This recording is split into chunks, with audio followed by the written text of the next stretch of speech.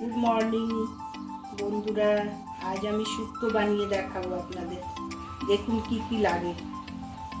সজনে ডাঁটা, বেগুন, করলা, কাঁচা কলা, আলু, পেঁপে।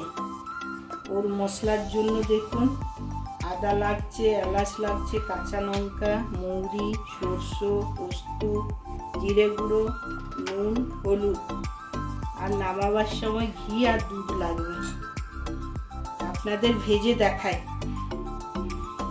দেখুন এখন করলাটা ভেজে আমি তুলে নেব, তারপরে একে একে সব ভেজে তুলব। দেখুন আমি শুক্তোর মশলাটা বেটে নিচ্ছি। করলা আলু সব ভাজা ভাজা হতে হতে আমি মশলাটা পিষে আপনাদের দেখাচ্ছি। সর্ষে দিলাম, শোক দিলাম, পোস্ত দিলাম, জিরে দিলাম, হলুদ দিলাম। এরপরে পেস্টটা বানিয়ে নেব। কাঁচা লঙ্কা দিলাম, আদা দিলাম, এলাচ দিলাম। ঠিক আছে, সব শুক্তোর মশলাটা আমি পেস্ট করে আপনাদের দেখাচ্ছি। দেখুন করলাটা ভেজে নিলাম, এরপরে কাঁচকলাটা ভেজে নেব। কাঁচকলাটা দিলাম, এটা ভাজা ভাজা হয়ে গেলে আলুটা ভেজে নেব।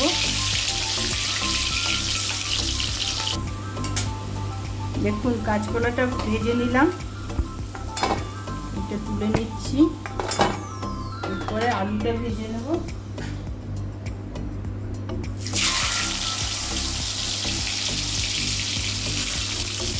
আলুটা ভাজা ভাজা হয়ে গেলে বেগুনটা ভাজবো।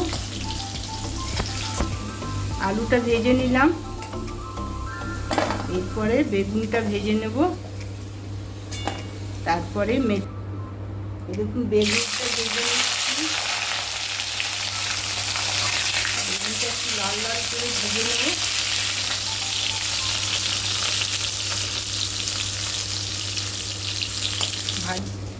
দেখুন বেগুনটা ভাজা হয়ে গেছে।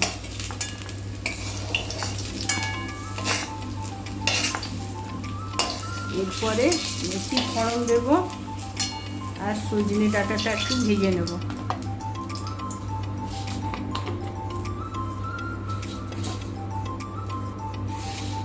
এই দেখুন মেথি ফোড়ন দিচ্ছি।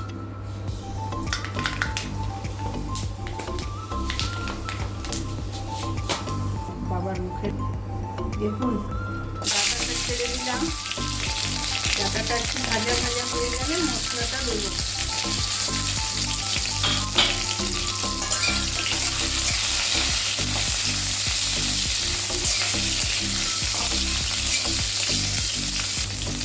এই দেখুন মশলাটা যেটা দেখিয়েছিলাম পেস্ট করে নিয়ে এলাম, এটা ঢেলে দিলাম।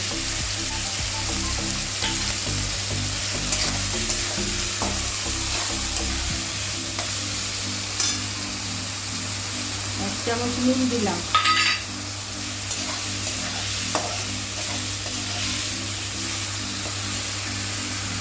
দেখুন বেগুন, করলা এইসবগুলো সব ভেজে রেখেছিলাম, কাঁচকলা, ওগুলো সব ঢেলে দিলাম। ভালো করে ভেজে জল দেব।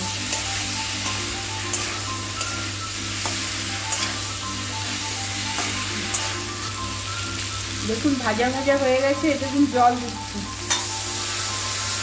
কিছুক্ষণ সেদ্ধ হওয়ার পর দুধ আর ঘি দিয়ে নামিয়ে দেবো, তাইলে শুক্তো তৈরি হয়ে যাবে।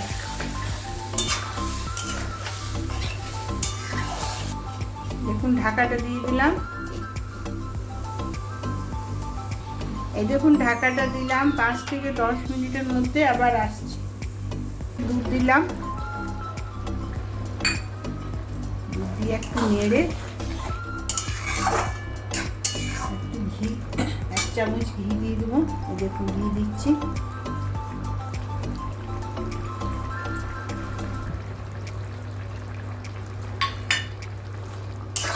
শুক্তো কমপ্লিট হয়ে গেল রান্না।